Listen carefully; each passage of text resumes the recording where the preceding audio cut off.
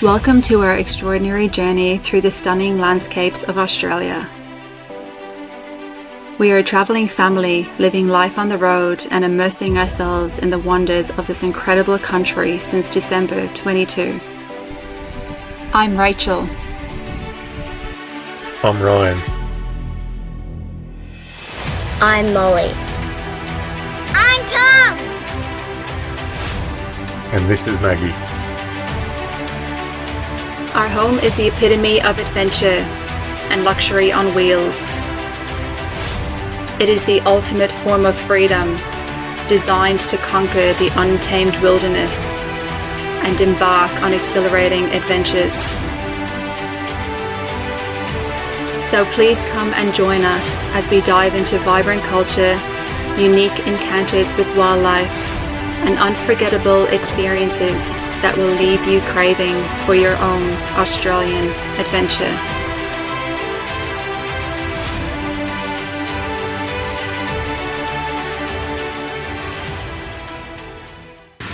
Welcome back to another episode, guys. Thank you so much for tuning in. So the last time you saw us, we were over on the west coast of Australia, living it up on the beaches, having a grand old time. We spent Christmas on the Ningaloo and had an absolute ball over there. So while we were in the area, we experienced our first ever cyclone. The cyclone was 70 kilometers offshore and it was a Cat 5. It was pretty bad, it was pretty nasty, and we decided not to stay in our caravan. They did actually evacuate the town. So we put our caravan in storage and made sure that it was nice and secure because we actually sold it. We sold our Lotus caravan, the van that we've been living in and traveling this beautiful country for 2.5 years. And the reason why we sold it is because we've been building something pretty bloody cool for the last, we've been planning it for so long. Yeah. And we're at the stage now where it's nearly completed and we cannot wait for it. Yeah, it is epic. I cannot wait to see it finished, and it's something very different. It's exciting. It's very exciting for us. So we left Exmouth, we drove to Perth, we did the handover down there with the new owners, and that was a delight. It was a very smooth transaction. Everything went well. So hopefully the van has another good few years exploring this country with that lucky family. And after we did the handover, Rachel and the kids jumped on a flight from Perth and flew to Brisbane to my parents' place. We took the easy route.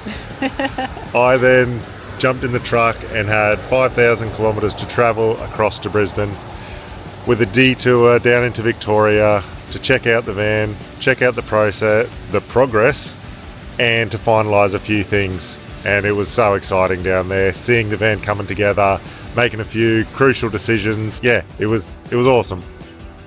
I did 5,000 Ks in 6 days, so it was a big 6 days for me. Got to Brisbane, settled down for a couple of days, and then we came straight over here to Stradbroke Island, just off Brisbane. So we're on the east coast of Australia now, and we've come to an island called Stradbroke Island. Ryan has been coming here since he was a child. I was born. So he's been coming here for 40 years, and then I've been coming over here pretty much since myself and Ryan got together 15 years ago, whenever that was. So it holds a very special place in our hearts. We love it over here. So we're going to show you guys around, and yeah, we hope you enjoy it.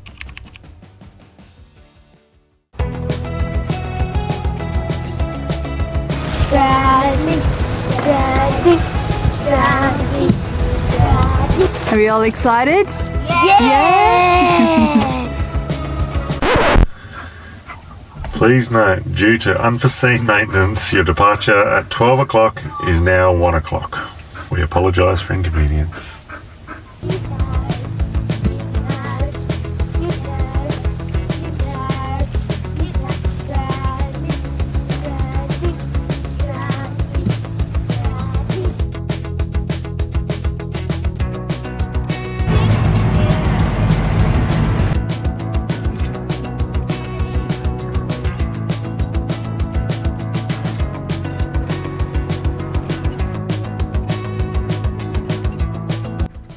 So we're just down at Cleveland, waiting on the barge. We've got the vehicle barges behind us. We've got about 20 minutes before loading, which is heaps of time. You catch the barge across, it's about 45-50 minutes across to the island. They run every hour or so.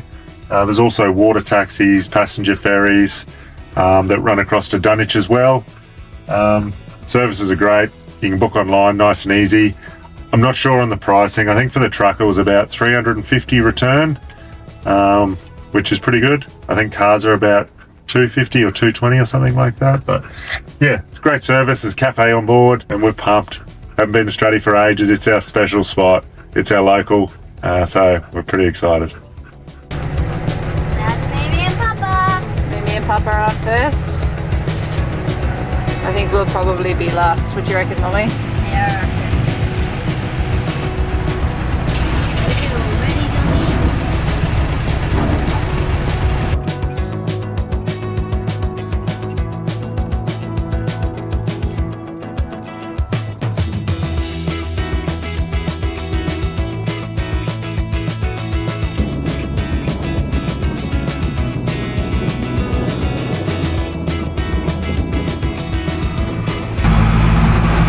So this is Dunwich, nice little part of Straddie. I wonder if our cafe is still down here. The cafe we used to go to all the time. What was it called again? Can you remember? The barn? The barn. Yeah, it's still here. It's not open at the moment. We'll probably be able to find some areas to go get some mud carts. We'll take the tinny out, pull up at the mangroves. It's nice and green here, isn't it? Plenty of rain. Plenty of rain, yeah.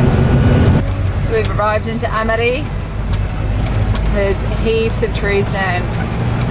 We had Cyclone Alfred rip through here. Was it last week or the week before? Yeah, maybe a week ago. Yeah. Maybe 2 weeks ago. Okay. And apparently Straddie got destroyed. We've just arrived into Amity. We are not camping. The caravan park here is charging $110 a night for the four of us for a powered site. So between ourselves, Ryan's parents, my brother and sister-in-law, we've decided to get a house. So we've just pulled up to Straddie Sales and Rentals. Ryan's just gotten the key. We're going to check into our accommodation, get settled, get the boat down, and hopefully we can hit the water tomorrow.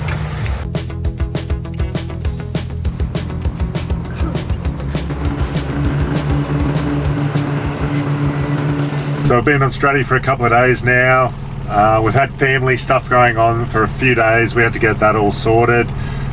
The weather's pretty schmick today, so we're going to get the boat down. I got in for a dive yesterday. The viz wasn't great, so we'll probably end up just going fishing, having a look around, exploring a little bit. Moreton Island's just off to the point there. We're at Amity at the moment. You've got some sand islands. There's Treasure Island just over there. You've got the anemone banks down there. So there's heaps to do just within a close range. So we'll have heaps of fun over the next few days. So we'll get this boat down and we'll hit the water.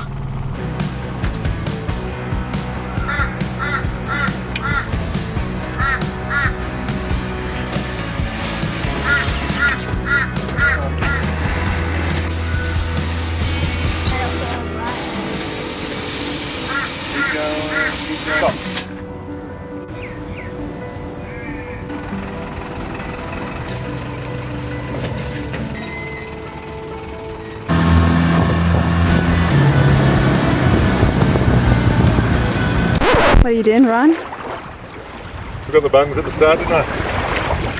So I got a little bit of water in the boat. Nearly sunk the boat again. It's not the first time, is it? Yeah, of course it's the first.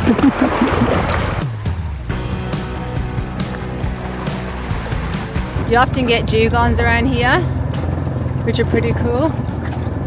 Could just be much of seagrass. Maybe it's Well, if there's seagrass, not as exciting. there's dugongs as well, but yeah, no. Not a ray, just a bit of seagrass. But you got to swim at a dugong a few months ago, didn't you? I did. It was That very was cool. pretty cool. So, They're like puppy dogs.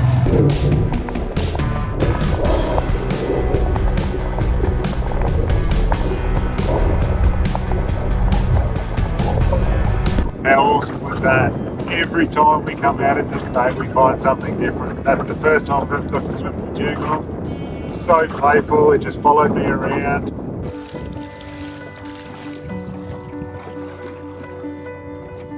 So we've just pulled up to the anemone banks at low tide. This is just all sand, and you usually find some really cool things here. But today we have a bit of water. So far we've found quite a few stingrays, and yeah, we're just going for a little stroll with our pet boat. Ryan's towing our boat. So yeah, we'll just see if we can find anything cool. But it's beautiful here. The water has cleaned right up, and yeah, I could be anywhere in Australia now. Reminds me a bit of the West Coast. Yeah, this is awesome. The anemone banks are unreal. This is pretty much on high tide. On low tide you've got a full bank exposed of clean sand, and then you get a bit of a protected nursery on the inside. Over here where you got mangroves, and then it's all seagrass beds. You get stingrays, sharks, octopus, eels, anemones obviously, heaps of baby like clownfish in the anemones. You find all sorts. Every time you come out here you find something different. As kids we would spend our weekends just walking up and down here low tide, walk kilometres. It's a bit easier with the boat because you can just cruise up and go right to the end where all the good stuff is. But it's so much fun. So we'll probably have to bring the kids out here tomorrow on low tide.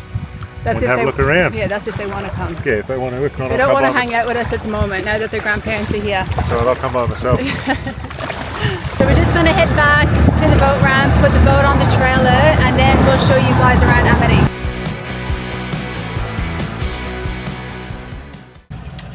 So when you come to Straddie, you've got plenty of options for places to stay. We usually choose Amity, it's our favourite. It's probably one of the quieter spots. Even around here you've got the campground, which you can have caravans camping. You've got beach camping up on Flinders. You can do four-wheel driving up there. You need your day or your permit for beach driving.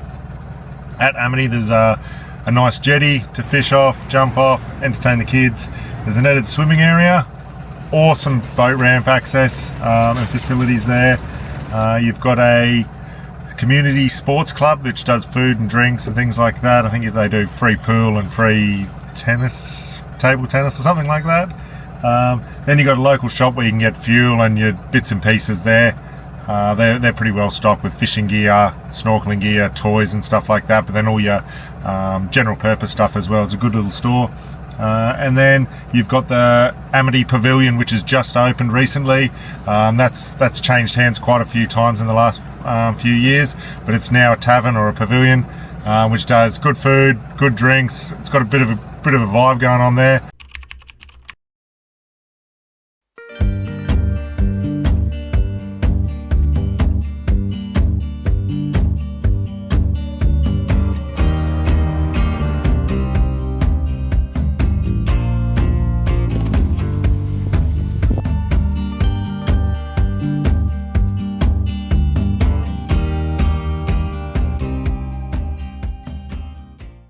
While you're exploring Straddie, you've got to get yourself to the Gorge Walk. It's up at Point Lookout. It's easy to find. It's a nice easy walk. I'm not sure, it must be like 1.5 k's. It's not too bad. It's nice and easy, but it is stunning. When you get to the gorge, there's always turtles to spot in the gorge, stingrays, eagle rays. It's always beautiful, as you can see. I got it. What is it, Tommy? I got a lizard's tail. Oh gosh, it's still wriggling. No. So we're all just heading to the beach. We're at South Gorge Beach. Weather has been beautiful. It's been quite warm, so we're all going to hit the water, cool down, and yeah, I think Molly's going to body surf. No, Tom's gonna body surf. Tom's I'm gonna- boogie board. What's happening? I'm boogie boarding and Tom's body surfing. Very good.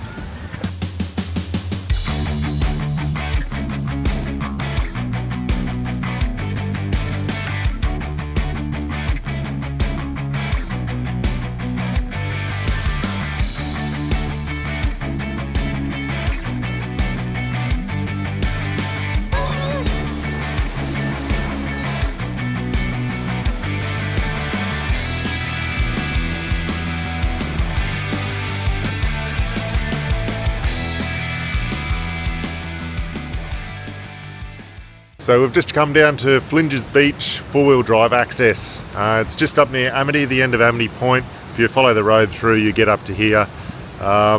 We've just arrived not long after, it's only about a week after the tropical cyclone Alfred.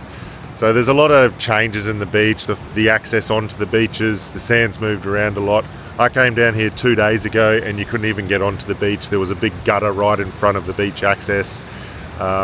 We haven't bought beach driving permits because they are expensive if you're just going on for 10 minutes or so. Like obviously we normally would get a permit for a week or so, and we live on the beaches, we cruise around, we do all the inland tracks. But this time we haven't. We've got the house here. Our trip's a little bit different to what we normally do.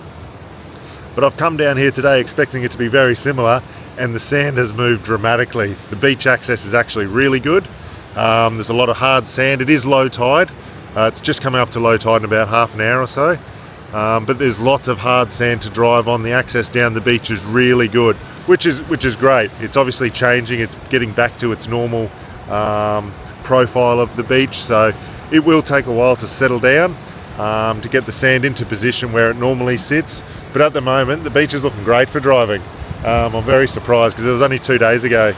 There was a huge gutter here. It was about half a metre deep right in front of the access. So you've got your beach accesses here, which go down straight onto the beach, and you can drive all the way along Flinders. So that's the access there, nice hard beach. And that goes all the way along down to Adder Rock. There's also another track, Flinders Beach, I don't know what it is, like a community where the little township. There's another four-wheel drive access there onto Flinders Beach, and then you can get on again at Adder Rock, which is further around towards Point Lookout. There's a few accesses on, and then you have your back tracks which go to all the camping areas. They're all by permit as well. You need permits to drive through there. Once you've got your camping permits, I think you get it per zone, and go to your zone. So even if it's high tide, it doesn't matter. You get access through the back tracks. You can get to your area. You can set up, so you don't have to time the barge perfectly to match your tide, so you can get access to get to your areas. There's all the back tracks. You can leave at any time. You can get in at any time, which is awesome because there's lots of beach camping where you can only go at low tide, really.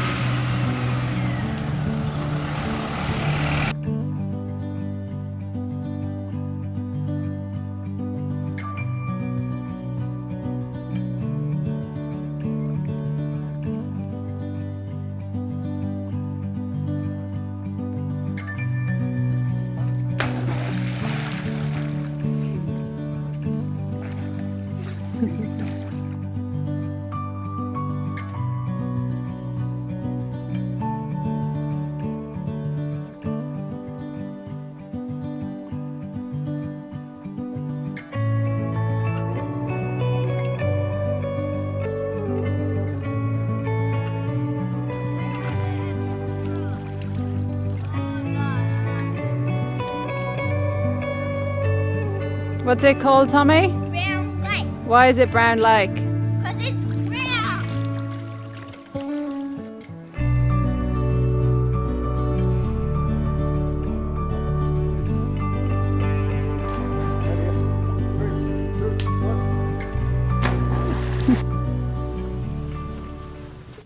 We're just down at Brown Lake. The kids are having a swim. This should be on everyone's list of must-do places in Straddie. There's Brown Lake and there's Blue Lake. Brown Lake's surrounded by tea trees, which gives it that brown colour.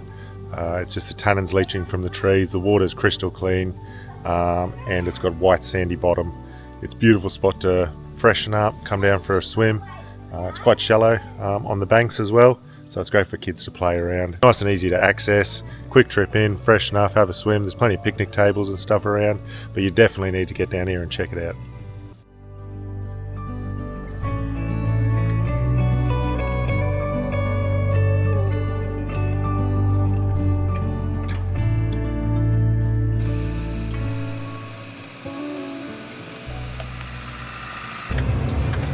We just drove past this poor fella and he's bogged on the side of the road. I'm not really sure what's happened, but he's in a two-wheel Astra drive or something, and he's stuck in the sand. So we'll just see if we can help him out. We've been there for ages. The sand does look a bit boggy, but we'll be fine, obviously.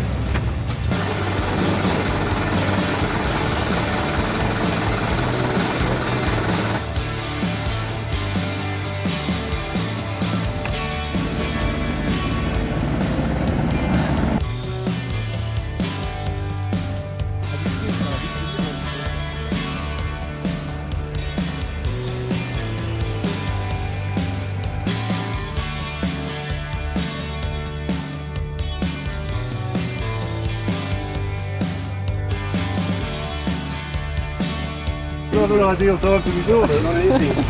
I guess it's pretty rested.